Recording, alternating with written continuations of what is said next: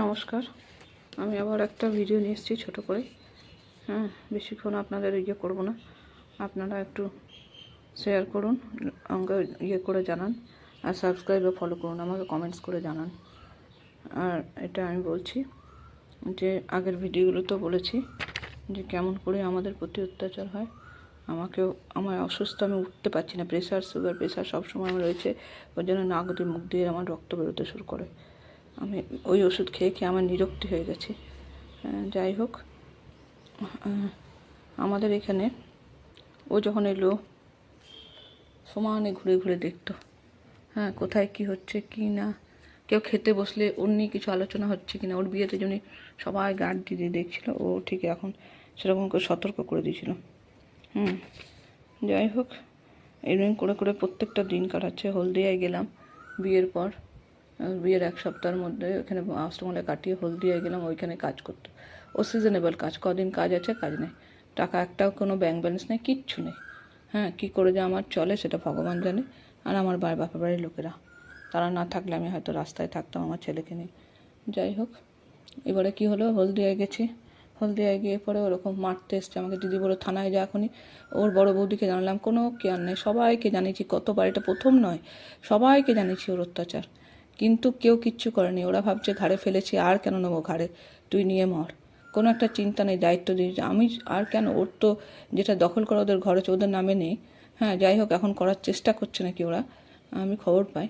তো যাই হোক, তো সেটাকে মিথ্যা কথা বলে বিয়ে দিয়েছে, নিজেদের ঘর এইসব নানা রকম বলে ঠকিয়ে। এইখানে ও দখল করার চেষ্টা করছে, পাড়া প্রতিবেশী ঘুরে বেড়াবে, চিৎকার করে ঝগড়া করবে, সবাইকে শুনিয়ে, আমাদের সম্মানের আর কিছু নেই। তাই জন্যই ভাবলাম ভিডিওটা করে ছাড়ি। আমি ভিডিও করে দাদাকে পাঠিয়েছিলাম, সেই ভিডিও ওদের বুদ্ধিতে ডিলিট করে দিচ্ছে যে এরকম এরকম হয়। ভাবলাম যদি শুধরায়, তারপর বলছি না, ওকে দাদারাও তো শুধরাবে না, ওকে যা করছে করুক মরুক, আমরা আপনার দিব্যি থাকি। যাই হোক, তাই জন্য আমাকে ওই জন্য করতেই হচ্ছে, কিছু করার নেই।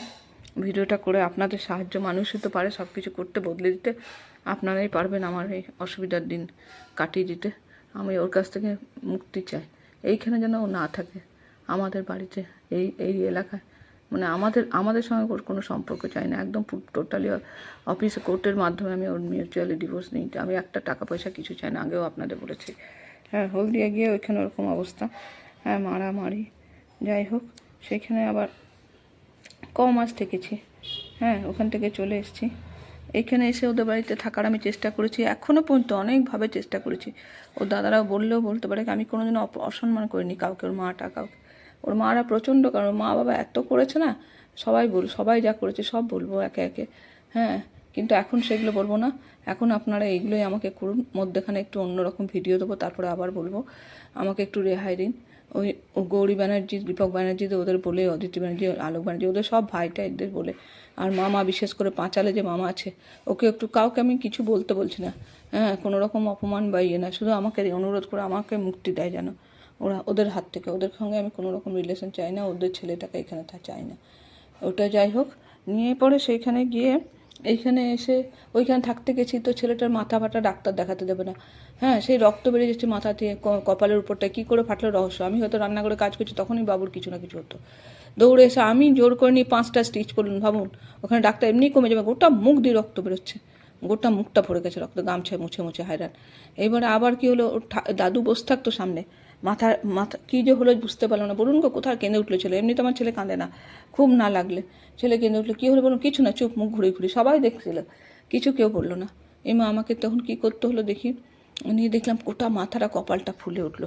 কে জানে মাথাটা ঠুকে দিল, মানে ওরা চাইছিল না যে আমি ওখানে থাকি, আমাকে কৌশল করে করে বার করা হলো। জানছিল পাড়া প্রতিবেশী যদি কিছু আউট করে দেওয়া নিয়ে না রকম করে। আমি ওখানে থাকতে গেছিলাম, মিউজিক যেমন করে হোক তাই থাকছিলাম, রোজগার করতো না, কিছু না, যখন যা করতো একবার করে করতে বলছে না, সিজনেবল কাজ, কখনো করছে কখনো করেনি, কখনো করছে কখনো করেনি। তার মধ্যে টাকা যেটুকু দিত তার অর্ধেকটা নিয়ে নিত। ওরা জানে, সবাইকে বলেছি, সব বলেছি, কিন্তু কেউ কোনো স্টেপ নেয়নি। মানে বদমাশি দেখুন। তাই জন্য আপনাদের বলছি, আমি অনেক ভদ্রতা ওদের সঙ্গে অনেক দিন সহ্য করলাম, কিন্তু দেখলাম না ওরা ভদ্রলোক, ভদ্রতা করবে না। তাই আপনাদের শরণাপন্ন হয়েছি, আপনারা আমাকে একটু মুক্তির রাস্তা বলে দিন। আরও পরে আরও ভিডিও আমি এখন আরও 2-1টা দেবো, তারপরে আমি কিছুদিন পরে দেবো। আপনারা একটু ব্যবস্থা করুন আমার মুক্তির, প্লিজ। আপনাদের কাছে এইটুকুই আমার চাহিদা, আর কিচ্ছু না। আমার কিচ্ছু চাই না, শুধু ওর হাত থেকে মুক্তি চাই। ধন্যবাদ।